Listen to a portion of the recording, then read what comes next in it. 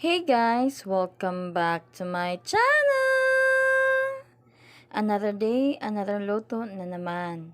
Kaya tara, samahan niyo ako. Let's go!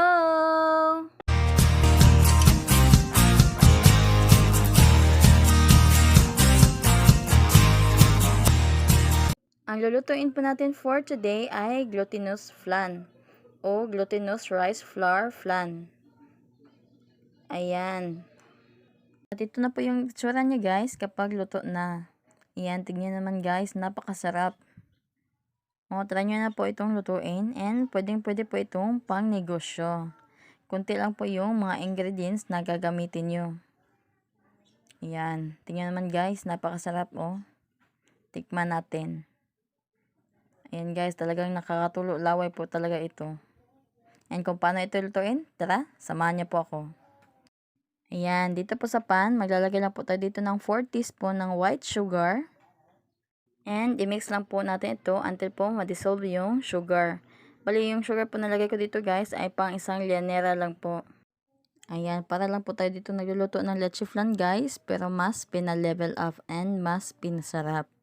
And ang dessert po na ito guys ay para lang pong 3-in-1 dessert. Para po siyang maha na parang leche flan and para ding kalamay. Ayan, continue mixing lang po tayo until po maging liquid din na po itong ating sugar and saka po natin ito lagyan ng tubig. Ayan, kita nyo naman guys, na-dissolve na nga yung sugar natin. And ayan, naging liquid na po siya. Continuous pa rin po ang paghahalo dito guys para po hindi po ito masunog. And kapag ganyan na po yung kulay niya, pwede na po natin itong lagyan ng tubig. Paunti-unti lang po ang paglalagay ko ng tubig dito guys. Ayan. Mix pa rin po natin. Ayan, dagdag ng tubig. And ayan, i-mix na po natin ito ng mabuti. And ayan guys, pag ganyan na po, nag-caramelize na po yung sugar natin. Ayan, okay na po yan. Pwede na po natin itong ilagay po sa ating lianera.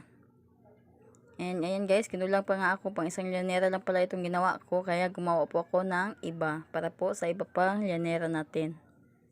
Yan, ibuhos ko lang po dito. And spread lang po natin guys. Para po lahat po ng sides ay malagyan.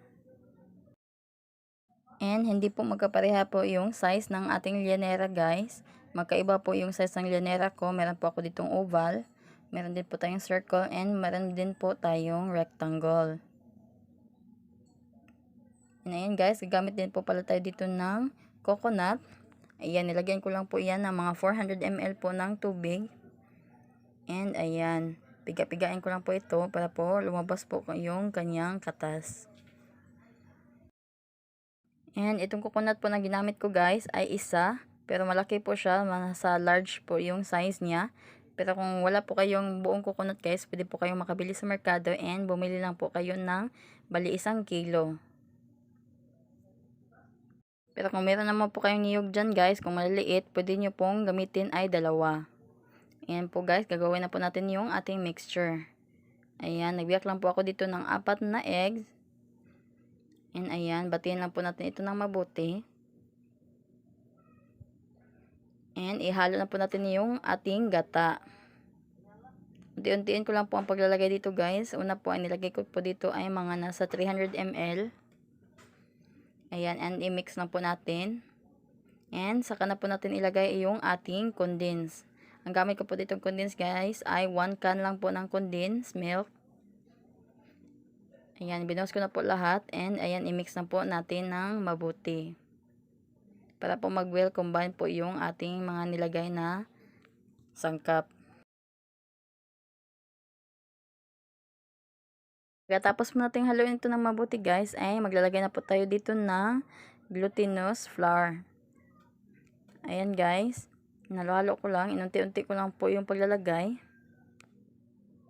And i-mix po natin ito ng mabuti. And ang nagamit ko po lahat dito na glutinous rice flour guys ay nasa 1/4 kilo. Ayan, minix ko lang po yan ng mabuti guys. And ilagay na po natin lahat yung ating glutinous rice flour.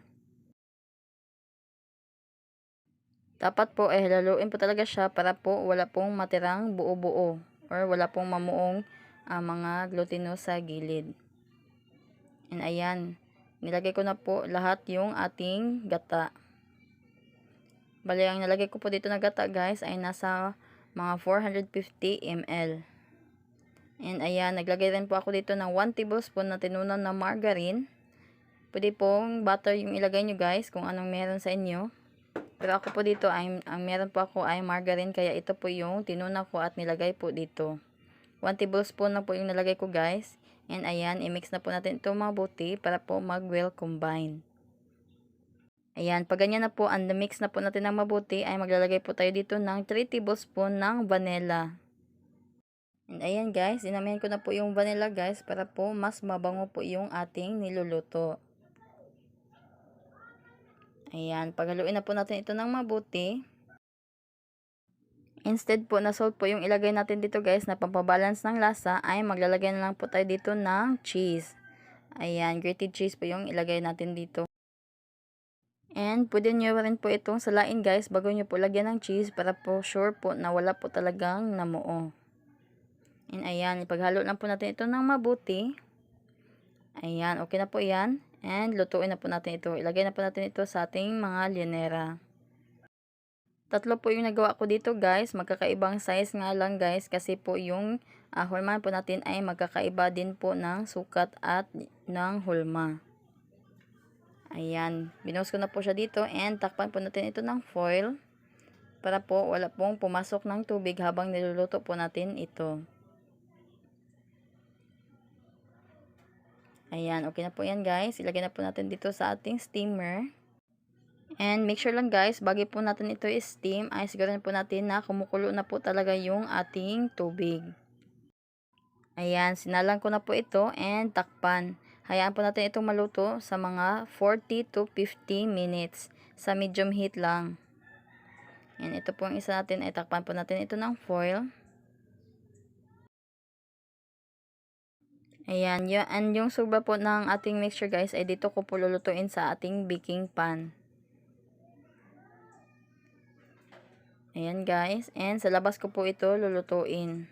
Kasi masyado pong matagal siya lutuin guys, kaya po sa kahoy ko po ito lutuin.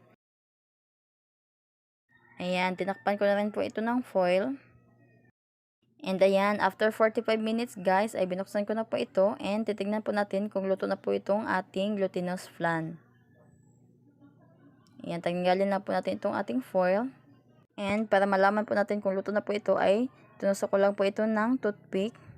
Ayan, tingnan naman guys, wala na pong sumasama. Ibig sabihin po ay luto na po itong ating glutinous flan. And ayan guys, baliktarin na po natin ito sa ating plato. And ayan guys, excited match na po yung mga kasama ko dito. And ayan, pinukpok ko lang po yung likod para siguradong hindi po siya dumikit. Ayan guys, tignan na po natin ito. The moment of truth. Ayan, perfect guys. Tingnan nyo naman, napakasarap. Oh, tingnan na po guys, ang ganda. Ang ganda po nitong ating linuto po na glutinous flan.